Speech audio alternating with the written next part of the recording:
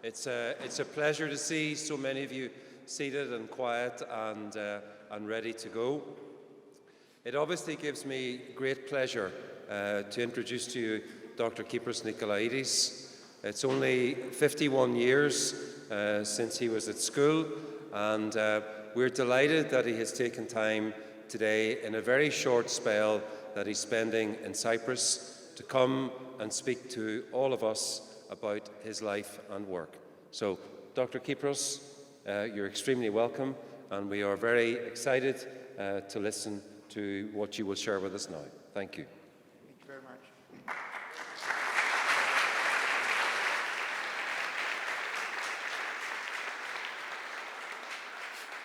I think that over the years I must have given thousands of talks, but in very few of them I was as nervous as I am today. I'm scared of the head mask, the members of the board. So I left. My father had decided when I was 2 that I would study medicine. So I didn't really have any choice. And I wonder sometimes whether it is better for the parents to decide what their children should study, or give the children the false impression that they can decide at the age of 16 or 17 of what they want to do in the future. So my path was very well defined. I then studied medicine, which I found, as you would expect, exceptionally boring. It was the 1970s. For me, the most important thing at that time was what Cyprus was going through and what many other peoples in the world, Chile, Argentina, Brazil, Portugal, Spain, Greece, were going through with the dictatorships. So I avoided going to the medical school for many, many years, but I was running around the streets of London demonstrating against these regimes. And then something happened at the end of the 5th year of the medical school when somebody gave a lecture. I was scared of flying, and I still am scared of flying. I find it completely unnatural that you should be so very high in this highly sophisticated metal structure. In the last year of the medical school, we all had to go for a sabbatical to learn about medicine in other parts of the world. So all of the students decided to go to the Seychelles and Hawaii to see what medicine was like. I couldn't, so I asked the professor whether I could stay in London and observe in his department. And he had brought to King's the first ultrasound machines. And when I saw the moving image of the fetus, I then fell in love with this new concept, this new condition of fetal medicine. I graduated, and then I joined the research department of King's to do fetal medicine in a new field that did not exist before. So whatever we described was new. So a young boy from Paphos through the English school suddenly had become one of the fathers of this new field of medicine. So I was lucky. Today I will just take you through a series of different topics which I was involved with and had made some contributions in medicine. I will discuss the diagnosis of fetal abnormalities, screening for chromosomal abnormalities like Down syndrome, screening and prevention of preeclampsia. Preeclampsia is one of the major killers of women and children in the world, high blood pressure in pregnancy, screening and prevention of preterm birth, the leading cause of death and handicap in obstetrics, and fetal therapy. So, diagnosis of fetal defects. In the 1970s, the most common fetal abnormality was Spana Bifida. Our spine is protected by the vertebral bodies, and in some babies, about 1 in 1,000 in England at the time, in the most poor parts of the country. I saw one of the teachers was here from South Wales, and that was particularly poor, Glasgow, and then Ireland. There was a very high incidence of this condition where the spine is exposed to the amniotic fluid and the babies become paralyzed and incontinent of urine and feces. The method by which we could diagnose the condition was by measuring alpha fetoprotein, first fetal protein, albumin in later life, which was leaking through the hole in the spine into the amniotic fluid, and then it was absorbed into the mother's circulation. And if you measure this alpha fetoprotein in the mother's blood, you could suspect that the baby may have spina bifida. And that was the method of diagnosis. And this is the young man that inspired me, Professor Stuart Campbell. He's an extremely young 87-year-old, and that's how you judge people. You have the 87-year-olds that are young, and you have the 28-year-olds that are exceptionally boring and very, very old. Well, he's an old, young man. And he was trying with this monster machine, the ultrasound machine, to demonstrate spina bifida. I don't know if this pointer... So in the normal spine, there's a white circle on the back, a closed spine, and in spina bifida you have these open bones. But nobody believed him because it was very, very cumbersome. So in the 70s, the method of screening was that. And then in 1985, a patient came from Israel with a condition called Glanzmann's thrombasthenia. It doesn't really matter. The platelets do not function properly, and you get hemorrhages, and then you can die. And my job was to do an ultrasound scan just before we did fetoscopy to take a blood sample to diagnose the condition. And then I noticed that there was something strange about the baby's head. The normal head has this shape, and the back of the head is the cerebellum, which is two balls on top of each other. And I noticed in this case that the head was a bit odd-shaped. It reminded me of the lemons that I could see in the orchards of Famagusta, where my mother comes from. And I said, this is a lemon. And the back of the head, the cerebellum, instead of being two balls on top of each other, was pulled on the back, and it formed a banana. And I wrote a paper in the Lancet, and I deliberately called them lemon and banana rather than the Arnold-Chiari malformation type 2. And exactly because it was called the lemon and banana, it became the method of screening for spina bifida rather than taking blood samples. And that was in the 1980s, and now this is the method by which everywhere they screen for spina bifida.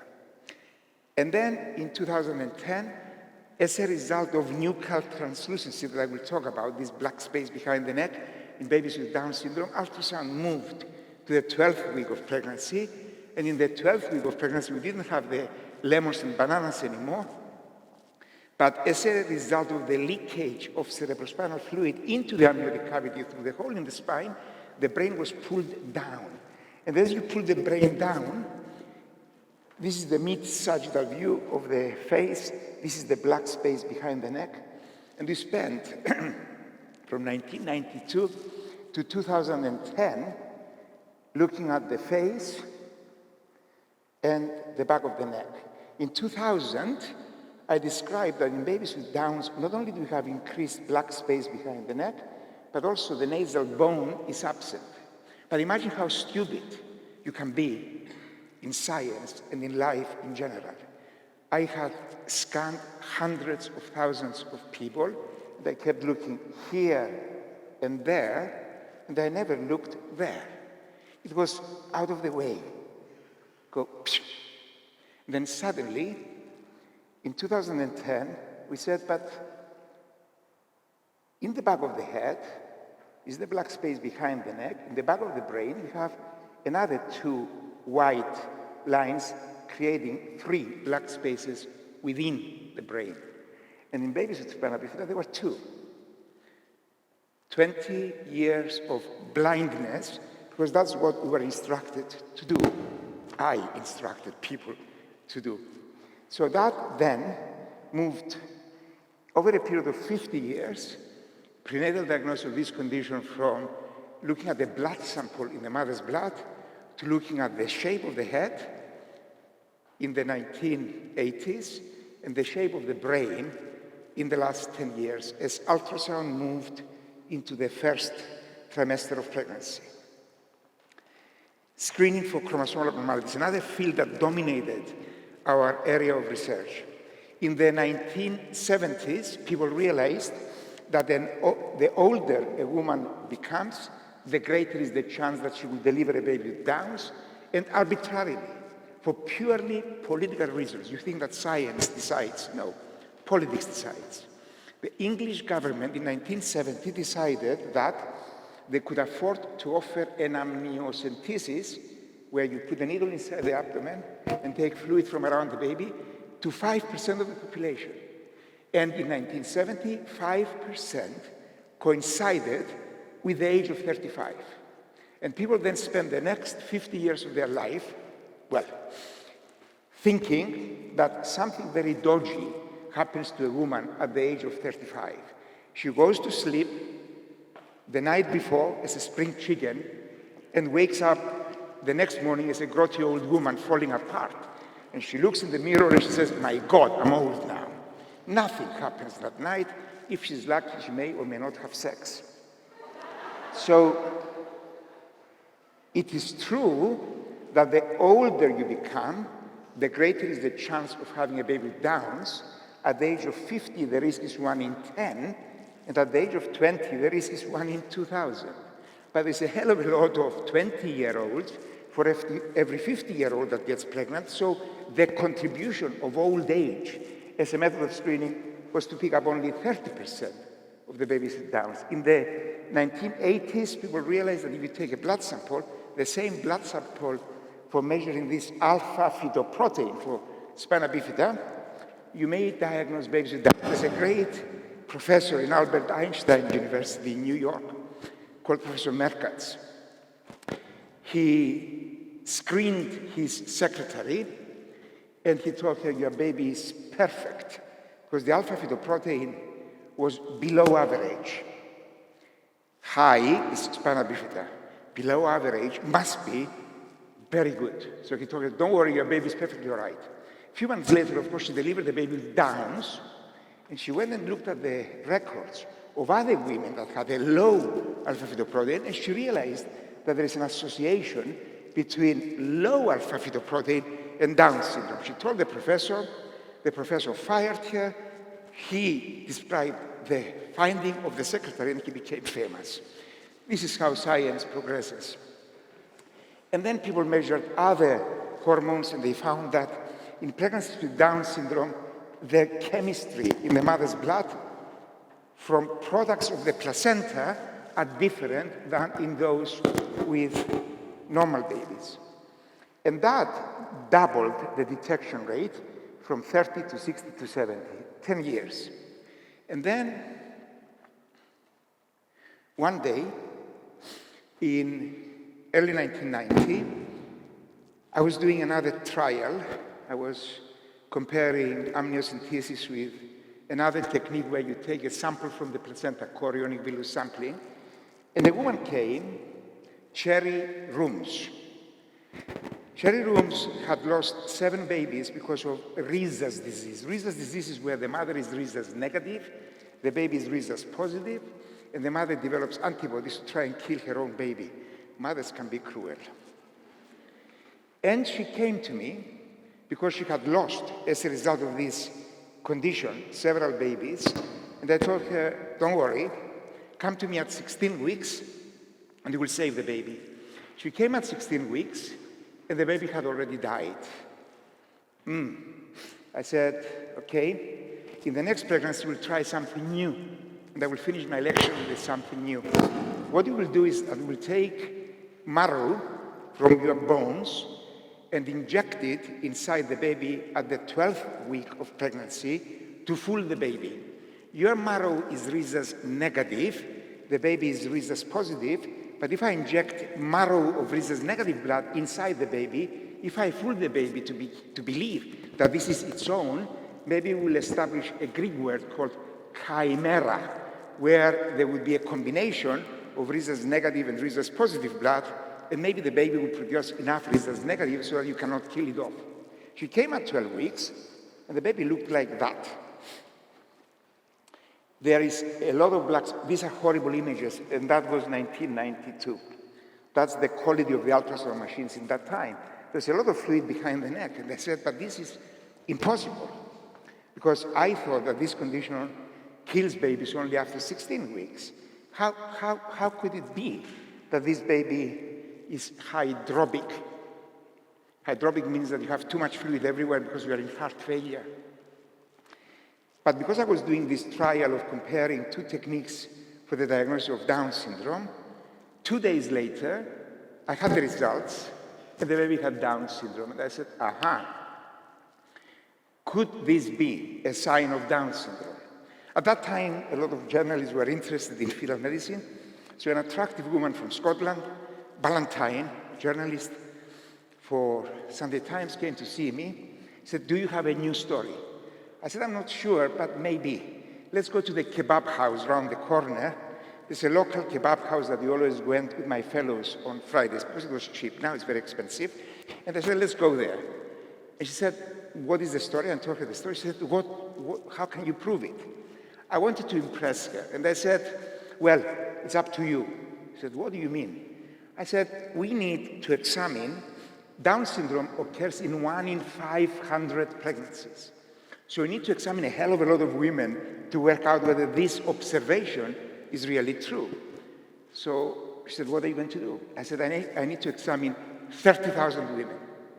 Where are you going to find her? I said, it depends on you. On Sunday, in the Sunday Times, there was a big photograph of this, inviting women from all over London at no cost to come to the 9th floor of my building to have a scan any day until midnight, and Sunday we had to take half of the day off until lunchtime. In 6 years, we had 100,000 pregnancies, and that is how we established the relationship between the black space and this is how the babies look. Oh, I thought that these were checked. Maybe not. Okay, there was a video there showing the black space behind the neck. I hope the other videos work. And then, over the end of that decade, we combined age and the scan and the 2 hormones in the mother's blood at 12 weeks, and that created, the video is not playing. And there are many, many videos in the presentation. No. They're okay, leave it there. It's better. Don't touch it. Yeah. As you can see, I'm technologically very advanced. This is how the images look nowadays, and this is the black space behind the neck. A combination, and that's where you need mathematicians. So I worked with mathematicians to develop models that combine the information from the age and the black space behind the neck and 2 hormones at 12 weeks. And then another decade came, and now the detection rate went up to 90%. And then, And then in the last 10 years, people realized that when our cells die, the DNA that is in the nucleus breaks up into fragments, and these fragments are released into the surrounding fluid. And that is called cell-free, free of the cell, free DNA. And looking at this cell-free DNA in the mother's blood, you can go to 99% detection of Down syndrome, and this is a very widespreadly used technique in Cyprus. So this is how things changed. Prediction of preeclampsia. It is important. Every year, 46,000 women in the world die, and 500,000 babies die as a result of this development of high blood pressure in pregnancy. And that became the big challenge. But then you can be lucky. How can you be lucky? We introduced a method where you take a blood sample at 12 weeks and you do a scan at 12 weeks. You measure the black space behind the neck. It's very high. The hormones are very abnormal. You take a sample and the baby does not have Downs. So that's good. And then you follow the pregnancy up and the women miscarry, or they end up with a stillbirth, or they end up developing preeclampsia. So by accident, you begin to think that we started off with trying to diagnose Downs, and we ended up with achieving prediction of preeclampsia. And then that's what I did in my spare time for the next 20 years. And we realized that the videos don't play. Later on, they would be important to play, but maybe not now. We measured the blood pressure of women at 12 weeks. With the same blood sample that we take to check for Down syndrome, we measure now a new hormone, placental growth factor. And with the same ultrasound machine that we look at the baby, then we look at the lower end of the uterus and we look at this red thing, which is the blood flow from the mother to the placenta. A combination of some questions, plus this blood flow, plus the blood pressure, plus this hormone, at 12 weeks, predicts 90% of women that will develop the most severe type of preeclampsia. And this is what kills women and babies. And then what? Well, then we said, well, preeclampsia, for the biologists that are amongst you, and there are many biology teachers today, we said it's an inflammatory endothelial dysfunction process. So maybe if we give them aspirin, same aspirin we buy from the petrol station, maybe that will stop this inflammatory process. So I recruited 30,000 women from various centers in England and Spain and Europe, from ex-students of mine that were now leaders in their hospitals. We screened them by the method that I described on the left. We identified the high-risk group, and then we randomized them into giving them aspirin, 2 tablets every day, from 12 to 36 weeks against placebo. Bingo. We reduced the rate of the most severe type of preeclampsia by 90%. Severe preeclampsia before term by 60%, and it didn't have any impact on late preeclampsia. That doesn't matter so much. So we published this in the New England Journal of Medicine, which is the best medical journal there is. So you would have thought that that would have changed the course of medical history. But I had learned from the previous discovery with nuclear translucency, the black space behind the neck, that we described in 1992, that 2 things happened. The first thing is that the other people involved in our field, in fetal medicine, were completely against. It cannot possibly be true. Of course not. Because if it is true, and somebody else described it, but not you, then you must be stupid. So it cannot possibly be true. And those are the other people in the field. The second thing was the women. The women, because they were pregnant themselves, and because a lot of the women that were older, over the age of 35, which means professional now women, politicians, journalists, scientists, that did not want to have an amniocentesis, they delayed having their family because they were studying, they were competing against us, men, for the top jobs, and now they were getting pregnant in their late 30s, and they did not want to risk losing their baby from having an amniocentesis. So they wanted to have the new scan. And it was the women against the Royal College of Obstetricians and Gynecologists, against the professional bodies that demanded from the government that it introduces this method of screening throughout. Cyprus, I know that we Cypriots quite often complain about everything, and it's a good thing, because that is what produces progress. So Cyprus introduced these methods about 10 years before England did. Eventually, under the pressure of women, the British government one day rang me and they said, in 3 months from now, we will introduce this method in all the hospitals and we need your service. I said, you bastards. For 15 years, you are saying that this doesn't work, and now suddenly you want me in 3 months to introduce the method. I said, of course. And that's what happened with nuclear translucency. Here, for preeclampsia, a simple scan that people have at 12 weeks, a simple blood sample, that would reduce one of the biggest killers of the world to nearly nothing, minimum cost, aspirin. If there was some drug that was 10,000 pounds, I'm sure the pharmaceutical industry would have imposed it on the government because somebody would have received some commission. But here it was aspirin. I hope it does not take another 15 years before this becomes part of the routine.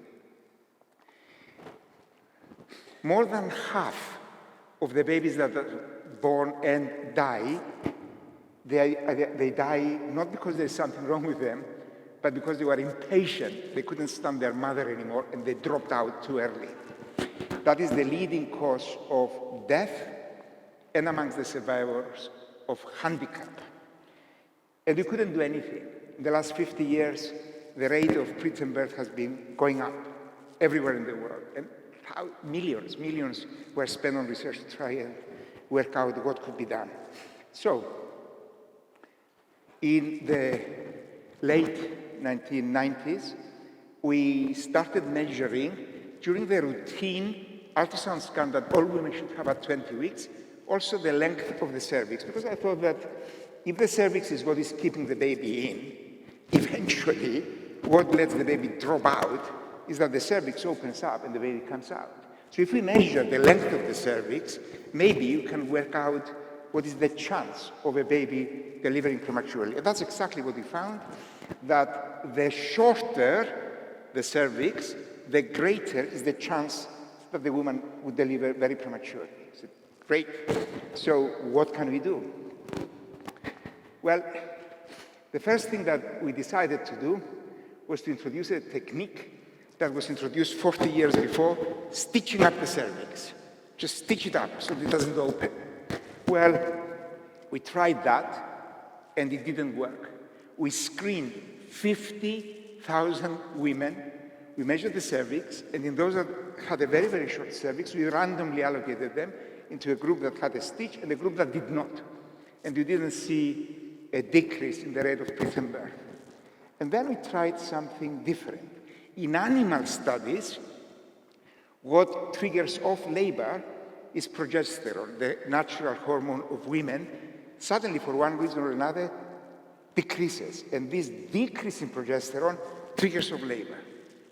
Women are not like our animals, but we said, just in case they are, let's give them progesterone. Like aspirin, it's extremely cheap. So we gave aspirin, we gave progesterone now, and again, another publication in the New England Journal of Medicine showed that we dramatically reduced the rate of preterm birth. It's extremely cheap. It's nothing. So the American government decided to accept progesterone produced by one company, intramuscular 17-hydroxyprogesterone. It sounds like progesterone.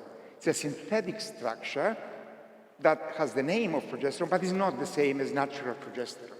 So they gave a license to this one company to market progesterone.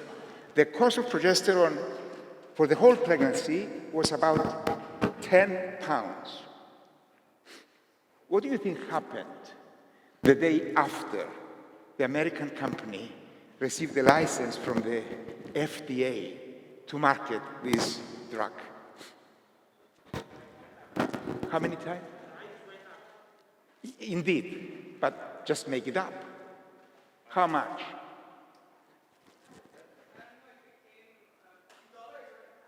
You can, they are interchangeable nowadays.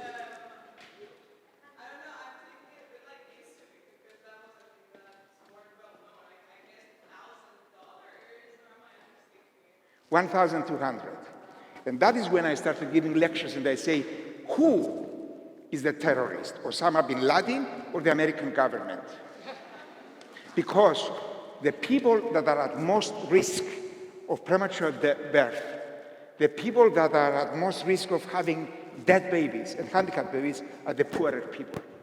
So you increased the price to such a level that the very most vulnerable group, the very group that would benefit from this drug, it became inaccessible. Many, many, many more babies died by comparison with the horror, of course, of the 9/11. That was vaginal progesterone. In England, the paper in the New England Journal of Medicine was 2007. 2007. I have been campaigning since that every woman at their 20-week scan should have the cervix measured. It's easy to do, it doesn't cost anything, and progesterone is extremely poor, it's extremely cheap, unsuccessful. And then we tried this pessary that you put in the cervix in the hope that that would keep the cervix together, but it doesn't. Okay. This is where it sort of becomes critical, but nothing is critical. Maybe it's time to stop, and that's why the videos don't work. Now I'm going to talk a bit about different elements of fetal interventions, blood transfusions, disaster. Okay, let's go back.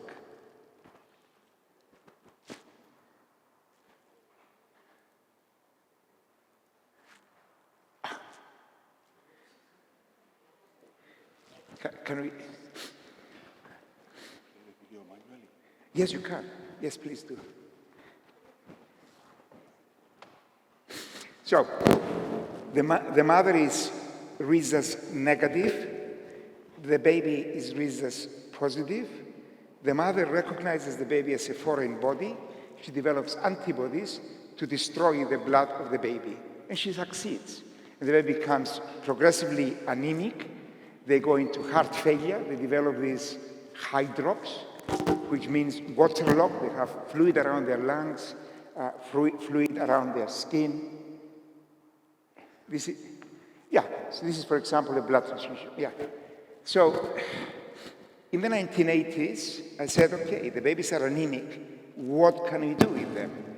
We must give them blood transfusion. So I used to take blood, cross-matched against the mother, so the mother could not destroy it anymore, and inject it into the umbilical cord. So it's a needle by ultrasound, and you go into the umbilical cord and you inject the blood, and give a blood transfusion every 3 weeks, and more than 95% of the babies that would previously die could now survive. So that was the story of the 80s. Okay, let's go to the... Sorry? Okay, yeah. Is that okay? Oh, dear. Can we now play this one? There will be a video in each presentation. Sometimes the babies produce fluid around the lungs. And this fluid around the lungs compresses the lungs, and as the baby grows, the lungs cannot develop anymore because they're pressed upon, and then the babies are born and they cannot breathe because their lungs have not developed. What is this? This is from the previous. Okay.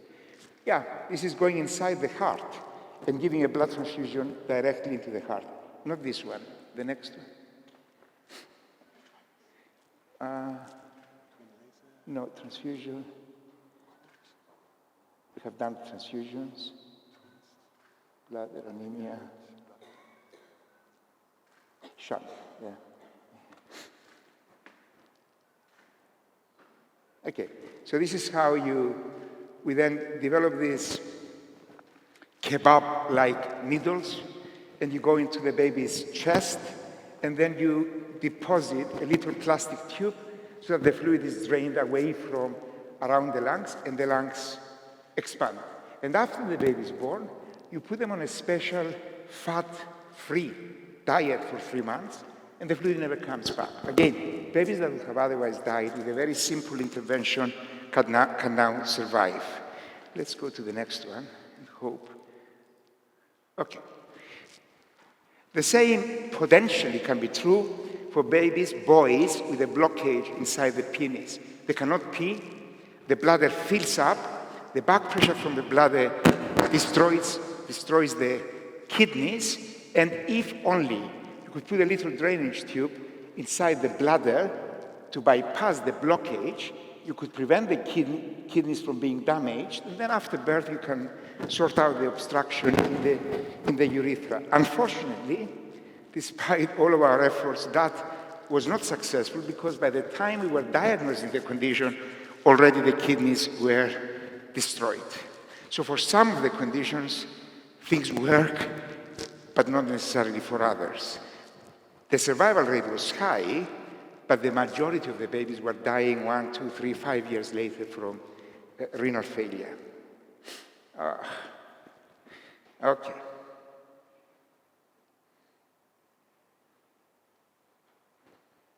Okay. This is Frida Kahlo. Do you know who she is? Do any of you know who she is? Yes. She was a famous Mexican artist, partner of Diego Rivera and a friend of... She was a lesbian and the mistress of Trotsky. Yeah. very famous, yeah. And in this diagram, she depicts this problem of identical twins, where they share the same placenta, they have common blood vessels within the placenta, so that blood can go from the heart to the placenta and back, but also it can go across into the other placenta. And if the amount of blood that goes in one direction is the same as the blood that comes back, then that's a balanced situation. But in 1 in 5 of these type of pregnancies, one of the babies is stupid and doesn't demand as much blood as he or she gives to the brother back. So one baby takes too much blood and the other doesn't have enough.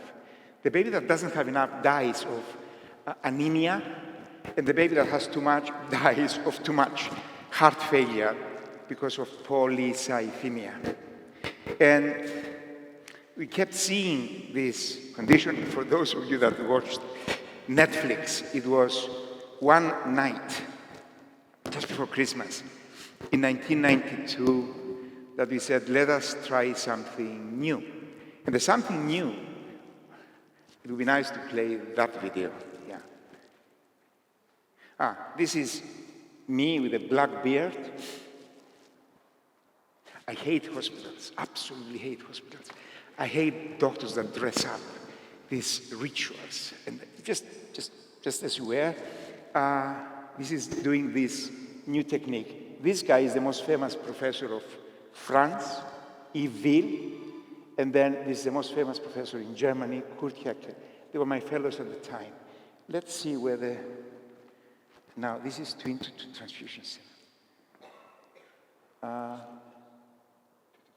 Yes. No, then there must be another one. Later, yeah. Okay, so that's the problem. My beard was still black. So we just said, let's go in and try to stop the problem. So Yves Ville, the French guy, went around the hospital, found in the basement, in the ophthalmology department, a laser machine. He stole it, and we brought it up to the operating theater. I had a fetoscope. A fetoscope is what I was using in the early 80s to go in and take a blood sample for the diagnosis of thalassemia, for example, or giving blood transfusions. And we put the telescope in, and then we use laser to cut the connecting blood vessels. To my pleasant surprise, the babies survived, and one of them was, unfortunate enough, a nice English boy in Norwich. It's called Kypros, God forbid. So that was successful. The next 2 procedures that we did, the babies died. And I wanted to give up. But this guy, that is a descendant of Robespierre, 100 years before, half of the population in France was decapitated. Yves Ville, he said, Kypros, you cannot make an omelette unless you break more eggs. I said, okay, let's carry on making omelettes. And that is what happened. And that became the technique that is being used throughout the world now, and many babies have survived as a result. Does this work? Maybe, the most recent technique in fetal surgery is what I started my lecture with, this Spana Bifida. The story goes that the exposed nerves in the amniotic fluid become damaged because as the pregnancy progresses, the fluid becomes toxic and destroys the nerves, and that's why the babies are paralyzed and incontinent. So if we go inside the uterus, take the amniotic fluid out, inject carbon dioxide, then we can now operate directly on the baby and cover the hole in the spine, protect the nerves from being destroyed, and theoretically the babies will be born in a better condition. And this is the technique that we are now perfecting.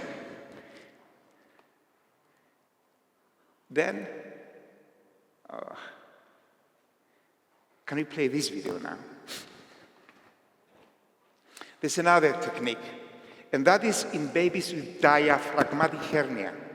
The diaphragm is that membrane that separates our chest from our liver and guts. In some babies, there's a hole in this diaphragm, and the liver and the bowel go up into the chest, compress the chest because the chest is bony, cannot expand, and the gut in the chest compresses the lungs. The lungs don't develop, the babies are born. You cut the umbilical cord, which is feeding them, and they have to breathe. And if their lungs are not developed, they just die within a few minutes. In fetal life, the lungs do not breathe, but they produce fluid, and this fluid is constantly escaping through the trachea into the amniotic cavity. And we said, maybe if we go and put a balloon in the trachea, we can stop the fluid from escaping, and then the fluid will be retained within the lungs, and that would stretch the lungs, and that could stimulate lung growth, and could also push down some of the gut from the chest. That's how this is done. It's called, what is the name? Anemia. CDH, yeah. So this is the gut coming into the chest, the heart is beating there, the lungs are compressed, and they don't develop.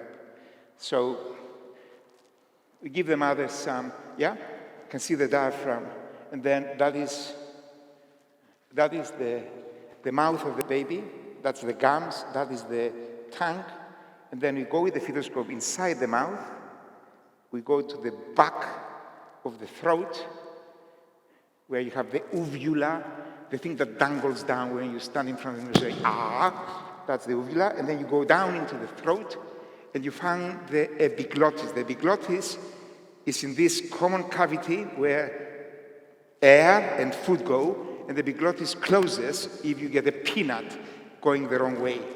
We go down that is the trachea, that's where the lung, the trachea breaks into two, and that's the balloon that we put in the thorax to prevent the fluid from escaping. So we did that in 2002. The first patient came from Cyprus, Mrs. Sophocleous. Mrs. Sophocleous was a 45-year-old that had never had any children, and after many years of infertility, she managed to get pregnant. And they told me that the baby had diaphragmatic hernia. There is many doctors in Cyprus that are very good in fetal medicine. I think the Cypriot population, despite the fact that we complain all the time about everything, has access to better doctors than the vast majority of people in England do. You have to remember that and feel proud of our country. So Mrs. Sophocleous was diagnosed with this condition, and she was told that the baby doesn't have much hope. You have to go to the magician, right? So they called me and they said, can you do something? I said, I don't know. A friend of mine from Belgium has been developing some studies with this balloon in sheep. We haven't done this before, but maybe we should try, because we have nothing to lose. This is where you begin to make mistakes. I said, the best time to try it is when you are 34 weeks. I didn't know what we were doing. I didn't know whether it would work or not. And they said, the best we can do is do it at a stage in pregnancy where if things were to go wrong, at least you can quickly deliver the baby, and then it could survive if it was meant to survive. So we brought her in at 34 weeks to do this balloon. We didn't know whether the baby would die on the operating theater or whether the mother would burst or something, but we were pleasantly surprised that the operation took about 5-10 minutes, and it went extremely well. But this is a classic example where the operation was successful, but the baby died. And the baby died because in our desire to avoid a disaster, we chose to do the operation at the wrong time, 34 weeks, when we knew that we should have done it developmentally at around 26 weeks. So the next patients we operated on at 26 weeks, and then we're beginning to see survivals. This is 2002. None of you was born. Was anybody? Well, you were. I was not. So, and then what do? Well, we said we need to perfect the technique. And that takes 10 years. This is the Greeks going to Troy, 10 years of messing around. And then, now we have to prove it. Because you can claim anything you want in medicine, in politics, in life, but you need to prove it. So 10 years ago, we had to do a randomized trial where we had to randomize women into having this done or not having anything at all. It is extremely difficult to tell women you have a very high-risk baby, has a hell of a chance of not surviving, and we want you to obey the randomization code and either have an operation or not. So it took us 10 years. This is Odysseus messing around, trying to avoid coming to his Penelope. Another 10 years. And last year, eventually, we published in the New England Journal of Medicine that with this operation, we can treble the survival rate in babies that could have previously died. Now, the experiment that never worked, and this is the nuchal translucency story that I told you about. Cherry rooms that I wanted to change the blood of the baby so that the mother could not kill the baby. In 1953, that's when I was born. These people got the Nobel Prize for the work where they took mice, and they said, if we take a pregnant mouse at a stage in pregnancy where the baby mouse is immunologically incompetent, and we fool the baby, we inject a foreign body so that it is exposed at the point when it's immunologically incompetent to this foreign body. When the baby begins to become immunologically competent, it will think that that is part of its own. You understand that? Okay. So he said, they got the Nobel Prize for that. So in 1986, with this guy, Brent, again, we took a woman at 17 weeks, and we tried to do this intrauterine marrow transplantation. And we managed. We took the marrow from the mother, we injected it into the baby, and nothing happened. We failed to establish a successful chimera. And then we thought that 17 weeks is a bit too late. And this is when we tried these cherry rooms in 1993. And now I said we will go at 12 weeks and succeed, maybe, because the baby will be so very small, so very early, perhaps we will catch it at the right time. We did the same thing, and we showed that there was a degree of tolerance, but we did not have a chimera.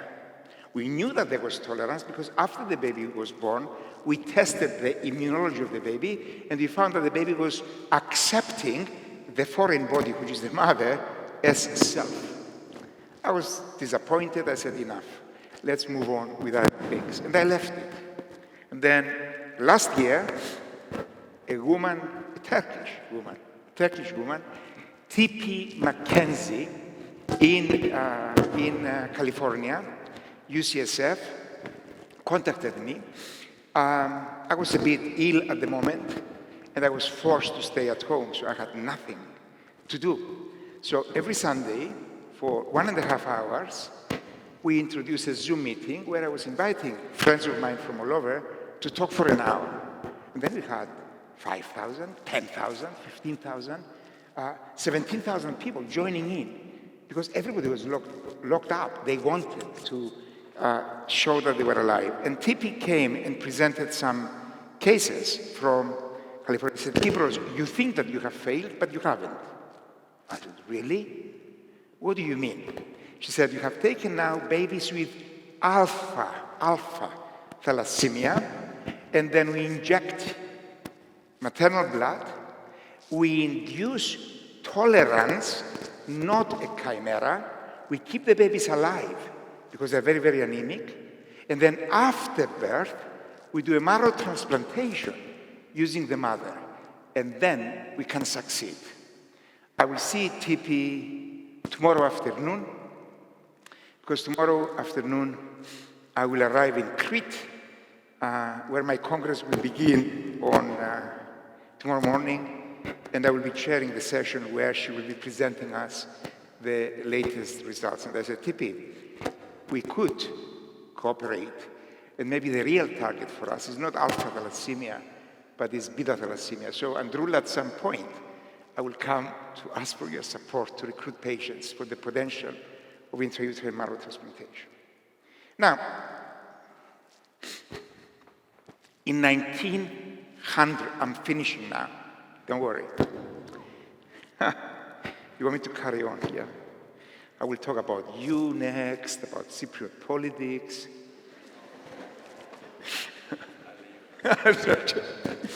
So, in 1990, just take yourselves back. It's not that long ago. If you were very, very rich, you would have a doctor or a midwife be next to you while you were giving birth. If you were poor, you should die anyway, it doesn't matter. So people realized, a guy in Scotland said, but there's something wrong. Because if we concentrate to the time of birth, we will miss the vast majority of problems. Because many of the causes of death and handicap for mothers and babies precede the onset of labor. So to have an impact, we need to do two things. We need to introduce prenatal care, and we must introduce universal prenatal care for everybody. 1990, in the BMJ, Ballantyne, like the journalist that was trying to seduce the nuclear translucency, wrote in the BMJ and asked for these two things: prenatal care for everybody. What do you think the medical profession would do? Completely ignore him, who is this alcoholic guy from Scotland. But there was one group of people. There was a revolutionary movement in England at the time. Middle-class women that used to throw bombs everywhere. Their husbands could not control them. Bombs. They used to be arrested by the police and put in prison, and they used to go on hunger strike. So they used to force-feed them and beat them up, as they should. And then they would get out of the prison and throw a few more bombs. And then they would chain themselves on the gates of the House of Parliament. And then they would throw themselves in front of the horse of the king and die. This terrorist organization is there's so many women around. Who are these female terrorists that disrespected the king, for God's sake? Who is that? The suffragettes. The suffragettes demanded the vote, but they were more intelligent than that, because a vote on its own is a meaningless concept if it doesn't come together with the acquisition of a social reform. They demanded the vote, and they also demanded prenatal care for everybody. They received the vote in 1928, and what does somebody expect of ungrateful women? The conservatives gave them the vote, so they went ahead and they demonstrated how ungrateful they were by voting in the liberals. One of the first acts of the new government in 1929 was this: Ministry of Health, Maternal Mortality in Childbirth, Antenatal Clinics. And in 1929, a politician said all women should have a series of clinics appointments during pregnancy. They should be seen a bit in the beginning, because there's nothing you can feel anyway. There was no ultrasound, you just felt. And then every 4 weeks until 28 weeks, and then every 2 weeks until 36 weeks, and then every week until the end, because many of the complications of pregnancy were happening there. If they were to happen there, the babies would die anyway. 1929. In England, in the United States, and in every village of Afghanistan, this is the model of antenatal care today. That. And yet, in the last 20 years, with the first trimester scan, the nuchal translucency, screening and prevention of preeclampsia, screening and prevention of preterm birth, everything has moved to the first trimester of pregnancy.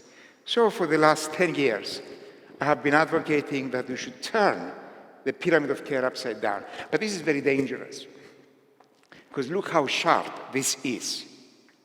I'm advocating something very dangerous. Can you imagine it coming onto my head and splitting my head into two? Our strategy now must be to assess all women at the beginning of the pregnancy as accurately as possible, to predict as many pregnancy complications, and then rationalize prenatal care based on that mathematical model of a risk in the beginning of the pregnancy. Will that succeed? I think it's unlikely that that will be successful during my lifetime, but I am sure that some of you maybe will be seeing this through. So I thank you for your attention.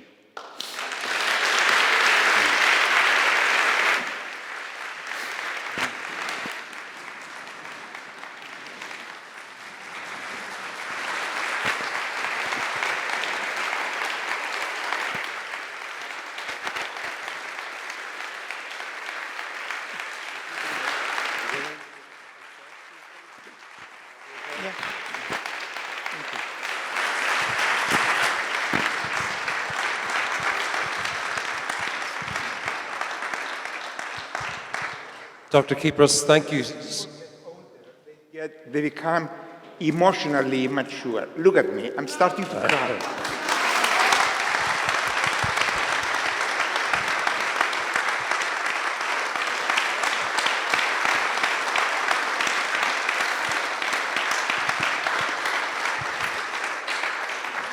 Dr. Kypros, thank you very much. You've kindly volunteered to stay for a little bit longer and answer some questions. So I thought that you told me, can I stay behind to eat with you? You didn't mention the questions. the question, it's Saturday afternoon. They're normally in bed at this stage. So if we could sit down for just a moment or two, I thought it would be nice if there are any questions.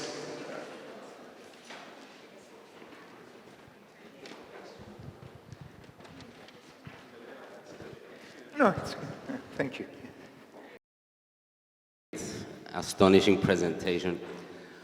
I've been in research myself, and I know how long it takes to get approval to do the slightest thing on a human. So you're either immortal or 2,000 years old.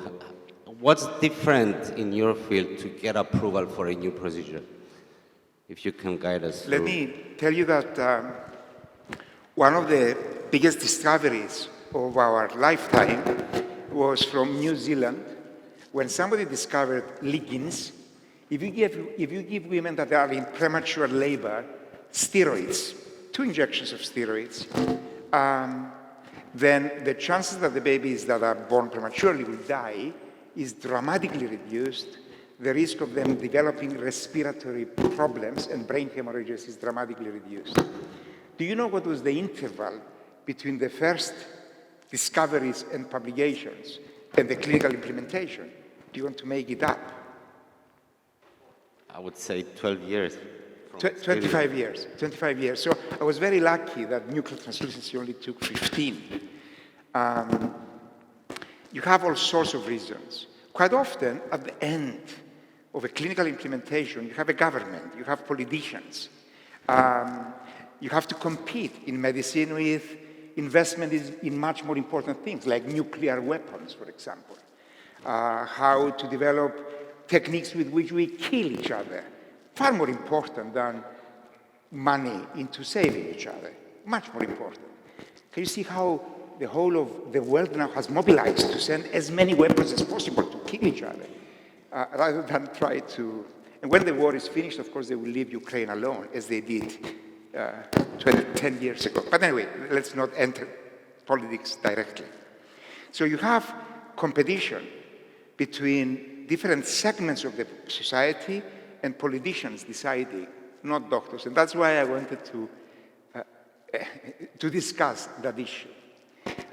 Then you have other scientists that quite legitimately question your own findings, because we are all megalomaniac to a certain extent, or not.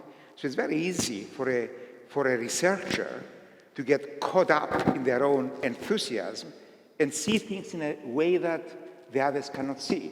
So it's quite legitimate that you must be questioned and you must be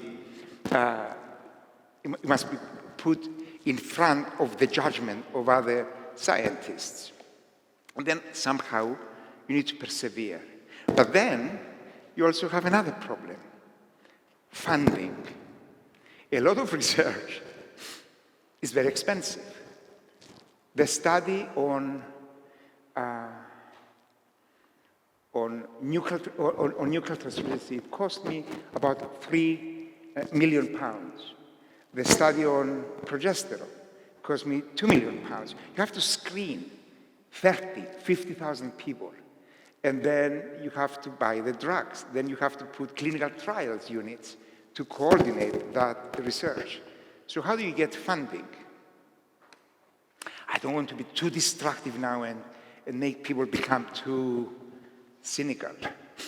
But quite often, not in Cyprus, in England, there's a certain circle of academics that are quite friendly with each other. Your applications go to that same group. By definition, they are your competitors. And somehow you need to compete for funding. And that is why I never received any money for any of my research from the institutions. So what did I do? I opened I created a charity, and I opened a private clinic. And I was lucky because I didn't need any money. And all of the money from the private clinic went into the charity, which was now funding 80 doctors from all over the world to come and train with us and to fund a lot of this research. So we were very quick in implementing our discoveries into clinical trials and then proving the effectiveness of something, and then we got stuck. So I don't know if I answered your question. You just need to you need to believe in what you're doing, and you just need to carry on fighting. And the fight is multifaceted. When they invited me, they came to see me in October 2019 from the BBC, and they mentioned to me about this Netflix movie. And I said yes, because I wanted to bypass the medical profession, the institutions, and go directly to the people. Because to me, if they knew, then they would pressurize the system. In November was when I was diagnosed with this cancer of the blood. So I rang them and I said, look, it's a disaster, because do you really want to invest in making a movie? Because there's a good chance that I will die. They said, then we are really interested. I said, what? If I die, you will improve your ratings, isn't it? So that's how we agreed to the... So that movie was done in January, February, March, just before the lockdown. It was in the middle of the chemotherapy and all the rest of it. It was part of that effort over the years to educate women and educate the couples, to put pressure on the governments, like the Suffragettes, to bring about reform.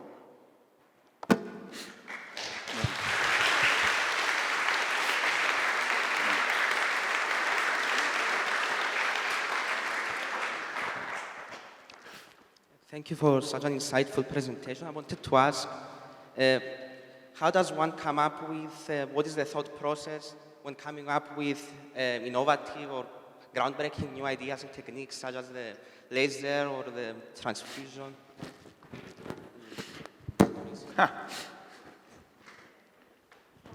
I think luck. But keeping your eyes open so that when the opportunities come, you recognize them.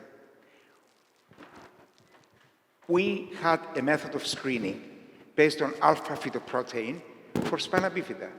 And then a woman comes from Israel, and my job as a junior doctor was to do an ultrasound scan. And I said, this baby looks odd. And you don't leave the odd stay behind you. You just say, but why is it odd? And then we realized that the baby does not have Glanzmann's thrombasthenia, but has Spana Bifida. And then I said, okay, let me just go and look at all of the photographs that we have that we previously diagnosed with Spana Bifida, and look at the head. And then you realize that there's an association. And the same was the story with nuchal translucency. I think that that is in my field over the years, that keep your eyes open, and then when things happen, then you have a broad Cypriot type of brain. So for example, Germany, which is extremely wealthy, but they're just like that. They cannot get lateral thinking. We, in our countries, we have too much lateral thinking. So it's a combination of that. I think that different people different researchers will arrive at their discoveries in different ways, really. There is not my path. Hello, Mr. Nicolaides. Thank you for your presentation. My question is, what would you say to someone who's about to start medicine now? Start doing medicine now? Yeah. Give up.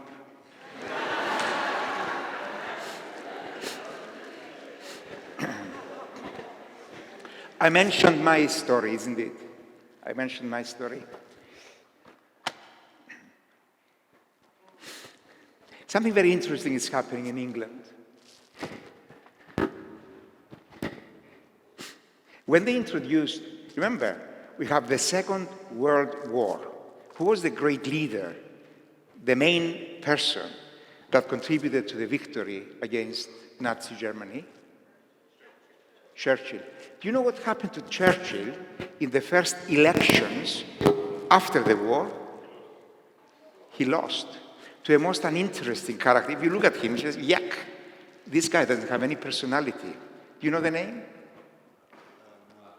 Attlee, indeed. So the people went to die for the king and the country. They came back and they said, but now that we won and we survived just about, what sort of a society do we want? And they voted for Labour, to bring in social reforms, and that's how the national health system was introduced. It's fantastic that in Cyprus, the national health system has been introduced. There is a big difference between the national health system as it was introduced in England, 1949, versus the national health system as it was introduced here. Some of the doctors in Cyprus are becoming millionaires. In England, there was a massive effort at that time to introduce the national health system for the sake of the national health system to pay back the people that fought for their country. And then, over the years, you had that ethos of the people that went into medicine. The English doctor, I remember, about 15 years ago, I was invited to participate in interviews for medical students. And somebody came in, we just looked to see if an English guy, it looked as if he hadn't taken a bath. He certainly had 2 different socks. He had never brushed his shoes. He came into the room and he was clumsy. He said, well, why do you want to do medicine? He said, how do you know you want to do medicine? He said, from the age of 11, every summer, I was volunteering to go to the local hospital and sit with old women and carry their bedpans. And this guy really, over a whole generation, wanted to serve. And then the next person would come in. He was wearing a Giorgio Armani suit, and he walked into the room. He knew exactly how to walk in and how to shake hands with everybody and how to sit there. His parents must have paid a lot of money. And this guy, you would ask him a question, he said, in last week's New England Journal of Medicine was this paper. He said, my God. My God. So at the end of the interviews, I said, who is going to be a great doctor? Who? The Giorgio Armani suit with the knowledge of the New England Journal of Medicine, or the one that forgot to take a bath on the day of the interview? Any ideas? What are you planning to do? Are you planning to wear a Giorgio Armani suit for the interview or not take a bath? I hope that you take a bath, but it's not necessary. It so happened that there were 2 different nationalities. They said, where does English medicine want to go? And 15 years later, I know exactly what has happened. Even within the national health system, medicine has become a business for that generation that came in the interview with the Giorgio Armani suit. They stopped me from participating in interviews ever again. I was so politically incorrect that day. I think that it doesn't matter really whether you do medicine, or you do law, or you do engineering, or whatever it is. I say that what matters is that you must believe in what you're doing, and you must have a passion in what you're doing, and you must want to serve what you're doing. If you want to do medicine because you want to come and open a private clinic so that you become a billionaire, forget it. There are much better jobs to make you rich. But you look the type that you would have passion. Passion.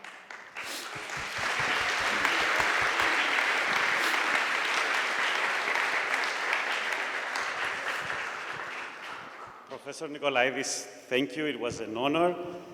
It was inspiring. It was emotional, obviously, you live it. As you said, it's definitely a person who lives what he's doing. And I hope that you get a Nobel Prize for what you're doing, not for the science, but for the people. Remember in terms of the Nobel Prize, if you think that I will never get a Nobel Prize, because I'm against the system from the first day. In every single cell of my body, I'm against the system. Remember that the person that got the Nobel Prize for peace was the guy that started more wars in this world, and his name is Barack Obama, because he was black and he had a nice smile. And he got the Nobel Prize before he even started being the president. And he started more wars than Trump. So,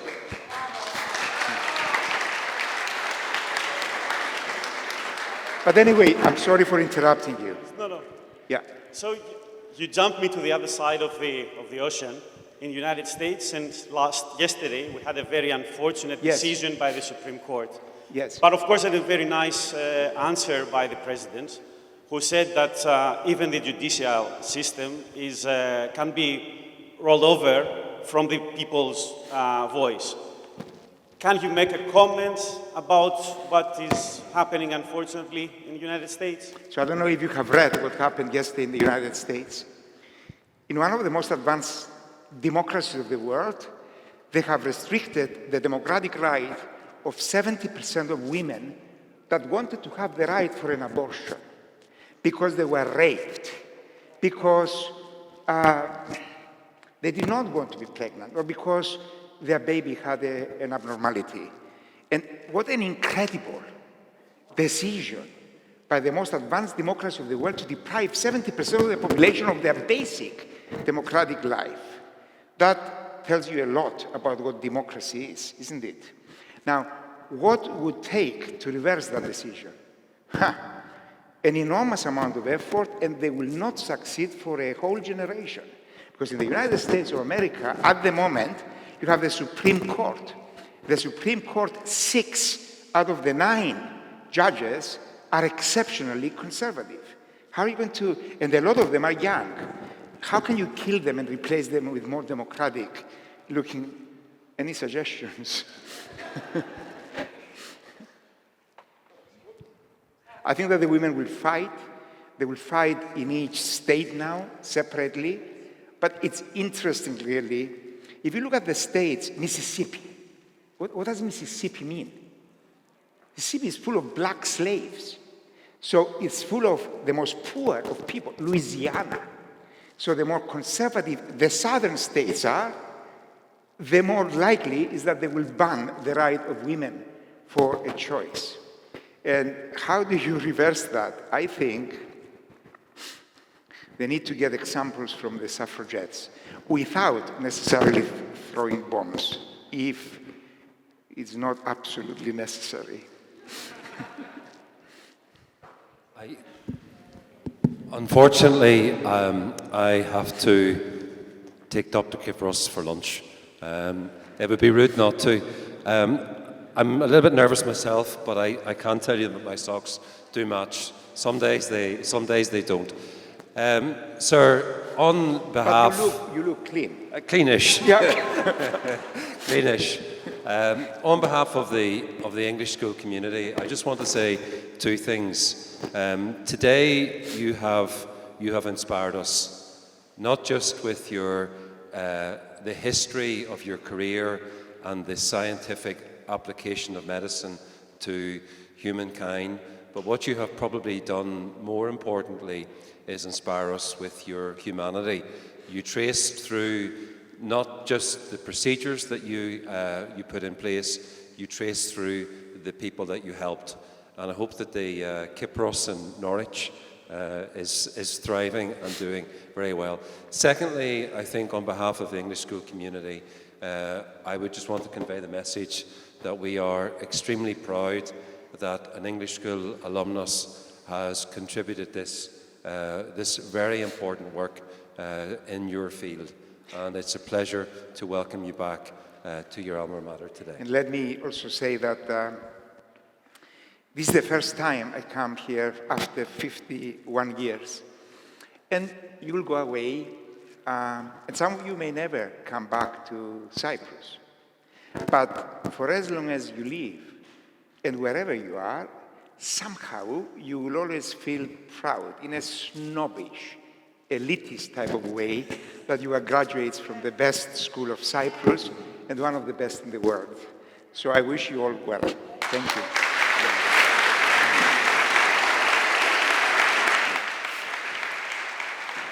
So,